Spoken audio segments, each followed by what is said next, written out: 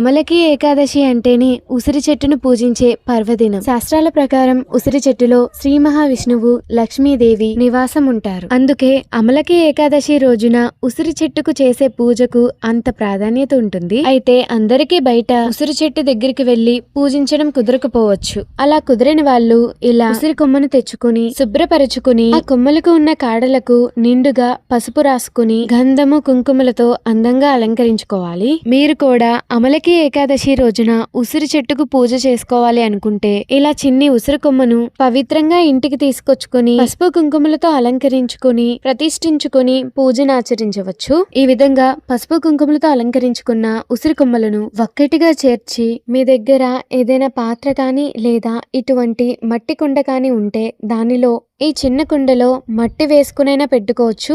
లేదంటే నేను చూపించిన విధంగా 3 గిప్పట్ల బియ్యం పోసుకుని తర్వాత కొంచెం పసుపు, కొంచెం కుంకుమ, కొన్ని అక్షింతలు వేసుకుని తర్వాత ఆ కొమ్మలను తీసుకుని దీంట్లో ప్రతిష్ఠించుకోవాలి. ఈ విధంగా ప్రతిష్ఠించుకున్న ఉసిరి కొమ్మను మీ పూజా మందిరంలో పెట్టుకుని పూజను ఆచరించవచ్చు. మరెన్నో ఇలాంటి విషయాల కోసం భాను టాక్స్ ఛానల్ ఇప్పుడే సబ్స్క్రైబ్ చేసుకోండి.